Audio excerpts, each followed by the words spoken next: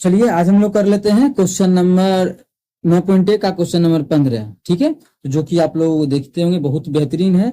जो कि जो भी टीचर बताया है इस क्वेश्चन को लगभग को हम देखेंगे गलत बताते हुए, क्या गलती करता है वो भी आप लोग को हम वीडियो में समझाएंगे। एक एक चीज समझिएगा। ठीक है, तो एक एक चीज समझाते हैं। पहले चलिए डायग्राम बना के, क्या है क्वेश्चन में, एक सीधा राजमार्ग, एक सीधा राजमार्ग तो समझते हैं रास्ता होगा, राज का मार्ग होगा। ठीक है, कुछ भी बोले भाई, एक सीधा राजमार्ग है तो हम बना देते हैं यहाँ पे। ये हमारा क्या एक सीधा राजमार्ग है। चलिए यहाँ पे हम लोग एक सीधा राजमार्ग खींच दिए। आगे इसी में क्या बोला है, एक सीधा राजमार्ग एक मीनार के पाद तक जाता है। मीनार है वो, उसके पाद तक जाता है तो एक मीनार होगा। मानिए ये हमारा मीनार है, इसके जमीन तक आया मतलब इसके पाद बिंदु तक आया, ये मीनार से के मीनार के पाद तक आया। ठीक है, ये राजमार्ग है। ये जो राजमार्ग है कहाँ तक आया है, मीनार के पाद तक आया है, इस प्रकार से। ठीक है, आगे आगे बोला है इस डायग्राम को आप लोग चाहें तो, एक मेरा विद्यार्थी जो बोलते रहता है इस पर का इधर इधर बनाना है, तो आप लोग चाहे तो इधर ही बनाएंगे, कोई बड़ा इशू नहीं। जैसे कल के ही क्लास में मानिए ये इधर ये दिया हुआ था, हम लोग जो बनाई थी, ये मन करे तो इस डायग्राम को हम इधर भी बना सकते हैं, इससे करके इस साइड में भी। ऐसा जरूरी नहीं कि हमको इधर ही डायग्राम बनाए, मन करे तो इधर इस प्रकार से भी बना सकते हैं, आंसर सेम आएगा। ठीक है, चलिए हम लोग कर लेते हैं क्वेश्चन नंबर इसको, इस क्वेश्चन को सॉल्व कर लेते हैं। अब डायग्राम तो पहले अच्छे से क्रिएट कर लेते हैं। चलिए ठीक है, ये हमारा क्या है, मीनार है। मीनार का भी लिखेंगे, बस यहाँ समझाने के लिए लिख रहे हैं मीनार, एबीसीडी हम लोग करेंगे यहाँ पे। ठीक है, मीनार है, ये राजमार्ग है। बोला क्या आगे क्वेश्चन में कि मीनार के शिखर पर खड़ा एक आदमी एक कार को 30 डिग्री के अवनमन कोण पर देखता है। एक आदमी खड़ा है, मानिए यहाँ पे खड़ा होगा, यहाँ पे हम एक आदमी को खड़ा कर देते हैं। एक आदमी यहाँ पे खड़ा है, कहाँ पे, यहाँ पे, यहाँ समझिए, ये जो है यहाँ पे एक आदमी खड़ा है, कहाँ पे खड़ा है, ये जो हम यहाँ पे नाच रहा है ना, यहाँ पे एक आदमी खड़ा है। ठीक है, समझिएगा, यहाँ पे आदमी खड़ा है और यहाँ पे एक कार है। यहाँ पे क्या है, एक ये कार है, ये कार है, यहाँ पे एक कार है जो कि यहाँ पे मानिए इस प्रकार से चल रहा है। यहाँ पे कार है और ये कार किधर जा रहा है, तो बोला इधर आ रहा है, आगे पढ़ेंगे पता चलेगा। ये कार है, जब शुरू में देखा ना आदमी इस कार को, इसके जो आंख से अवनमन कोण बना वो कितने डिग्री का बना, 30 डिग्री का। यहाँ पर जो कोण बना अवनमन का कितने डिग्री का, 30। तो अवनमन कोण कहाँ बनता है, तो आप लोग बोलिएगा अवनमन कोण जो बनता है वो हमारा ऊपर में बनता है। यहाँ पर जो अवनमन कोण बन रहा है वो कितने डिग्री का बन रहा है, 30 डिग्री का। ठीक है, यहाँ पर जो 30 बना तो एंगल के अनुसार, जेड के अनुसार बोल सकते हैं कि ये कोण 30 है, हमारे हो वाला 30 जेड के अनुसार, क्योंकि ये भुजा और ये भुजा समांतर ही होगा। ठीक है, तो ये जेड के अनुसार ये 30 होगा, इसीलिए अवनमन बोले तो नीचे में भी डायरेक्ट आप लोग बना के बना सकते हैं क्वेश्चन को। चलिए आगे आगे बोला है मीनार के पाद की ओर एक समान चाल से चल रहा है, एक समान चाल से, चाल घट बढ़ नहीं रहा है। क्वेश्चन में बोल दिया है कि एक समान चाल से मीनार की तरफ जा रहा है। देखिए एक, अभी कलर चेंज हो गई, हाँ, एक समान चाल से जाता है, कहाँ, मीनार की तरफ जा रहा है। तो मानिए मीनार की तरफ आया और कहाँ पे पहुंच गया, वो इस बिंदु पे पहुंच गया, इस बिंदु पे मानिए है, इस बिंदु पे पहुंच गया। उसके बाद 6 सेकेंड के बाद कार का अवनमन कोण 60 डिग्री होता है। मतलब यहाँ से यहाँ आने में उसको 6 सेकेंड का समय लगा। कहाँ से, यहाँ से यहाँ आने में उसको 6 सेकेंड का समय लगा। हम यहाँ पे खींच ही देते हैं, यहाँ से यहाँ तक आने में उसको कितना देर का समय लगा, 6 सेकेंड का समय लगा। ठीक है, 6 सेकेंड का। और तब इसके आंख से जो कोण बनने लगा वो कितने डिग्री का बनने लगा है, 30 डिग्री का बनने लगा है, 60 डिग्री का बनने लगा है। कितने डिग्री का, तो यहाँ से यहाँ जो कोण बनने लगा है वो 60 डिग्री का बन रहा है। अवनमन कोण मतलब ये जो पूरा अब बन रहा है, ये पूरा कोण वो 60 डिग्री का बन रहा है। अच्छा, ये पूरा को हम यहाँ लिखते हैं, आप लोग समझिएगा, हम इस पूरा को यहाँ लिखते हैं जो कि 60 डिग्री हो। ठीक है, ये पूरा 60। अच्छा, यहाँ पे हम अगर 60 खींचे हैं तो जेड के अनुसार यहाँ भी कुछ होगा क्या, तो बिल्कुल बोलेगा ये जेड बन रहा है। ऊ वाला 60 था हमारे, इहो वाला 60, क्या, ऊ वाला 60 था हमारे, इहो वाला 60। चलिए लिख दिए। और कुछ दिया हुआ है इस डायग्राम में, अभी भाग कहाँ रहा है, इसको तो यहाँ पे है ना। चलिए इसको हम थोड़ा सा इधर करेंगे और थोड़ा सा पतला इस डायग्राम को, उसको ये 6 सेकेंड लगा। और कुछ दिया हुआ है, तो इस बिंदु से मीनार के पाद बिंदु तक पहुंचने में कार द्वारा लिया गया समय हमें ज्ञात करना है। यहाँ से यहाँ तक पहुंचने में लिया गया समय, ये जो कार चल रहा है ना, तो यहाँ से यहाँ पहुंचने में कितना समय लगा हमें ये ज्ञात करना है। ठीक है, तो देखिए अब कैसे बनेगा इस क्वेश्चन को, हम एक एक चीज यहाँ से इरेज करके आप लोग को बताना स्टार्ट करते हैं। ठीक है, हमारा जो हो जाएगा, ये क्या होगा, ए, ई हमारे बी मान लेते हैं, इसको मान लेते हैं सी, इसको सी मान लेते हैं, और यहाँ जो हमारा होगा डी होगा। इस प्रकार से हम मान लिए ए बी सी डी। ठीक है, अब टीचर क्या यूट्यूब पे भी देख रहे हैं, फिर कोचिंग में भी जो पढ़ा रहा है आजकल, वो क्या करता है, ये मान लेता है इसको यहाँ से यहाँ तक का दूरी, एसी का दूरी, समझिएगा क्या करता है वो चीज समझा रहे हैं। एसी का दूरी एक्स, तो पूरा कितना हो जाएगा, इसमें 6 जोड़ेंगे तो एक्स प्लस 6, क्या सही है ये, यहाँ से यहाँ तक। अरे भाई ये तो समय दिया हुआ है ना, काहे हम एक्स प्लस 6 करेंगे। आप यूट्यूब का वीडियो उठा के देखिए, लगभग टीचर यूट्यूब पे भी बताया है, या फिर आप गाँव में जाके देखिए, वहां भी यही चल रहा है कि इतना से इतना तक का दूरी कितना, 6 दूरी मान लिया। अरे भाई समय दिया हुआ है, ठीक है। हम आप लोग का भी एक चीज कहना सही होगा कि समय फॉर्मूला होता है दूरी बराबर क्या होता है, चाल गुना समय। दूरी बराबर होता है चाल गुना समय। हम मानिए समय को हम चाल को कांस्टेंट कर दिए, तो जितना समय, दूरी और समय रेसिप्रोकल होगा, सॉरी डायरेक्टली प्रोपोर्शनल होगा, ठीक है, वो भी कहना सही है। लेकिन यहाँ पे जब आसान दूसरा तरीका है तो हम क्यों बना ले इसे, बिल्कुल नहीं बना सकते हैं, बिल्कुल नहीं बना सकते हैं। अब हम लोग क्वेश्चन को करेंगे सॉल्व अपने ढंग से, ठीक है। ये हमारा दिया है समय कहाँ से कहाँ तक का, अब सी हट, चलिए इस चीज को हम यहाँ से फिर से लिखते हैं। चलिए यहाँ पे हमारा सी था ना, सी, और यहाँ से यहाँ तक जाने में 6 सेकंड लगा, और ये एक्स बाई क्या मान, एक्स बाई मान ले क्या, चलिए मान ही लेते हैं। तो हम मान लेते हैं अपने मन से यहाँ तक मान लेते हैं कि ये हमारा एक्स है, मतलब, और यहाँ से यहाँ तक जो था ये हमारा बाई है। बाई का तो समय दिया है कि बाई जाने में कितना समय लगा, दे दिया है कि 6 सेकंड का समय लगा, कितना सेकंड का, 6 सेकंड का। हमें जाना है कि इस सी, अब यहाँ से सी हमारा है तो सी हम मिटा दिए, यहाँ जो सी है तो सी से ए तक जाने में कितना समय लगेगा ये ज्ञात करना है। तो चलिए निकालते हैं। सबसे पहले जो त्रिभुज पकड़ने का मन करे आप लोग पकड़ लीजिए, ठीक है। ये तो 6 सेकंड का भी यूज ही नहीं होगा, तो हम पकड़ लेते पहले, छोड़ो 60 डिग्री वाला ये त्रिभुज को, कौन सा और मानना भी है ना, इसमें तो लिखना भी पड़ता है, तो भूल ही गए। चलिए उस चीज को लिख लेते हैं। माना कि क्या माने हम लोग, माना कि ए बी क्या है, ए बी एक मीनार है, माना कि ए बी एक मीनार है, ए बी एक हमारा मीनार है। एडी क्या है, राजमार्ग है, लेकिन वो सब नहीं लिखना है। चलिए एडी, ए बी क्या है हमारा, एक मीनार है, और एंगल का नाम लिख देते हैं, इस 60 डिग्री है तो इसका नाम क्या हो जाएगा, A C B. Angle A C B जो हो जाएगा हमारा वो 60 डिग्री हो जाएगा, ठीक है। दूसरा क्या, 30 का नाम क्या हो जाएगा, ए डी बी क्या हो जाएगा, एंगल ए, अब आ जा, एंगल ए डी बी, ये जो हमारा हो जाएगा वो 60 डिग्री, 30 डिग्री है ना, 30 डिग्री ये दिया हुआ है। और कुछ दिया है, बिल्कुल एक चीज दिया है कि सी से डी से सी तक आने में 6 सेकंड का समय लगता है, सी से डी तक आने में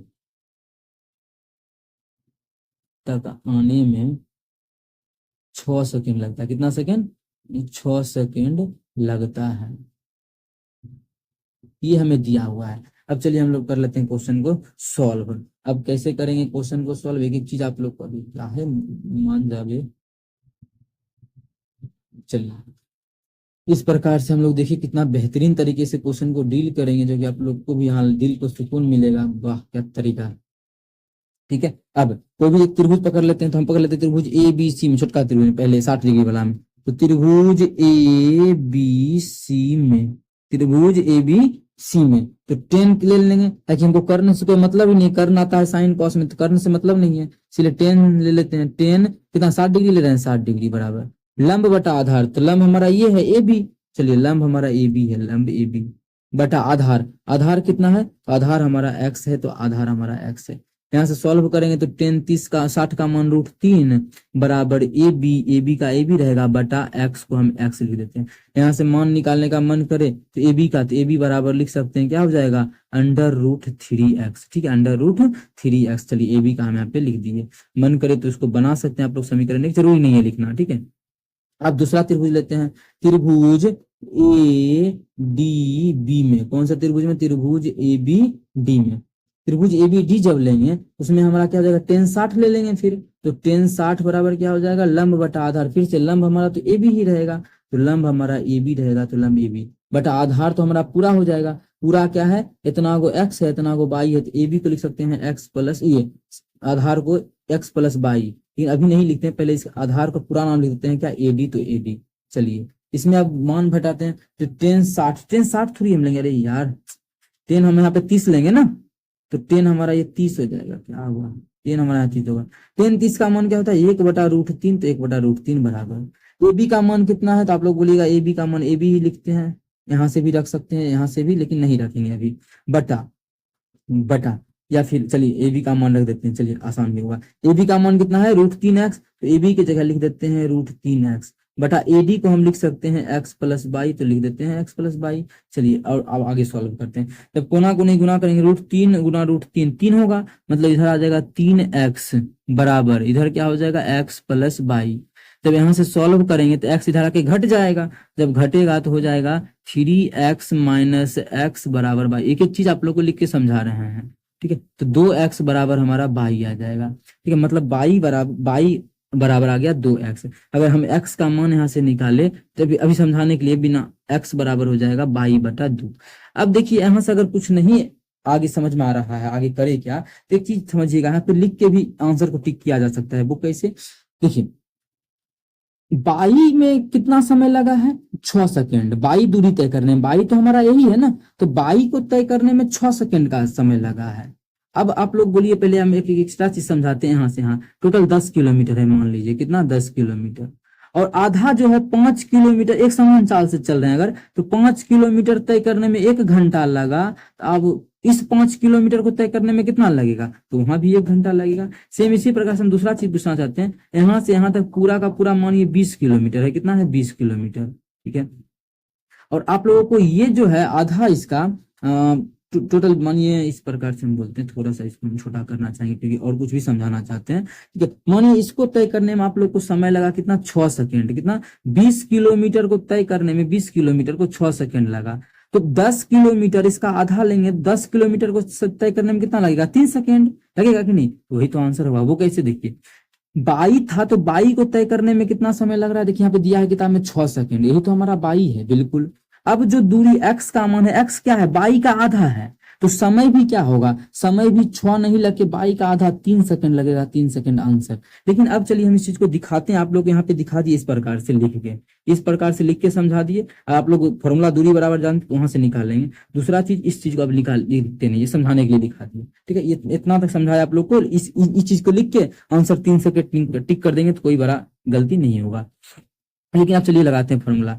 अच्छा, एक समान चाल से चल रहा है, तो जो चाल इस कड़ी का सी और डी के बीच होगा वही चाल हमारा ए और सी के बीच भी होगा। आप लोग बोलिएगा जी बिल्कुल, जितना स्पीड से यहाँ जा रहा है उतने स्पीड से यहाँ जा रहा है। ऐसा क्यों बोलेंगे कि हमारा स्पीड सेम है, हम नहीं बोल रहे हैं, ये क्वेश्चन में बोल रहा है। यहाँ पे देखिए कि कहाँ गया, हाँ, एक समान चाल से जाता है, एक समान चाल से चल रहा है, तो यहाँ पे हम बोल सकते हैं कि सी और डी के बीच जो दूरी होगा वही हमारा बी होगा।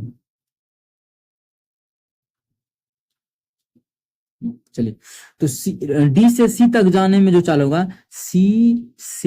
डी से सी जा रहा है ना, डी से सी तक की चाल, सी से डी तक की चाल बराबर ही होगा। अब सी से ए तक की चाल तो बराबर ही होगा, एक समान चाल है। सी से ए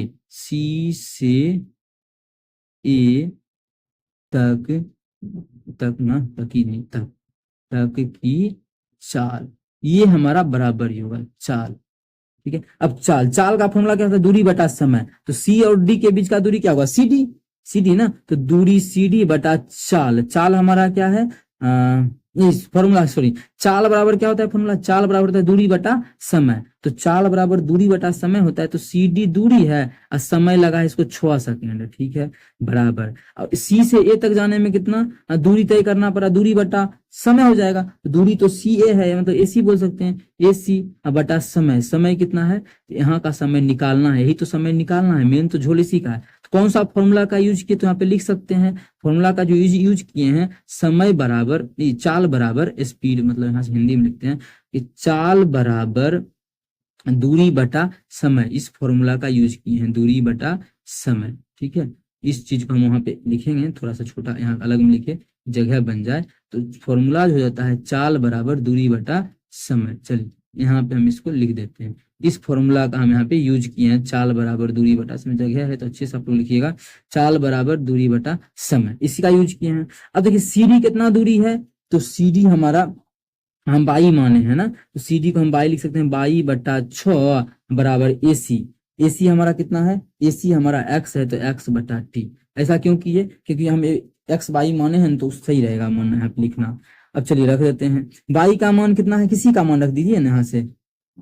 बाई का मान जो हमारा आया है, कहाँ आया, अच्छा यहाँ से कहाँ गया, यहाँ पे छो छो कैसे, यहाँ पे टी होगा ना हमारा, यहाँ पे टी हो जाएगा, यहाँ पे हमारा टी हो जाएगा, ठीक है। तो अच्छा यहाँ पे देखिए बाई का मान, समीकरण दूसरा कर लेते हैं, तो ध्यान ही नहीं रहा, हाँ समीकरण दूसरा, पहला तो था समीकरण इस 2 से यहाँ पे मान रख देते हैं, बाई बराबर कितना 2x, तो समीकरण 2 से, समीकरण 2 से, इतना लिखना जरूरी नहीं, एक ही चीज आप लोग को लिख के हम समझा रहे हैं। समीकरण 2 से अगर करेंगे तो क्या हो जाएगा, तो जो भी मान है इसको रख देंगे, आंसर आ जाएगा।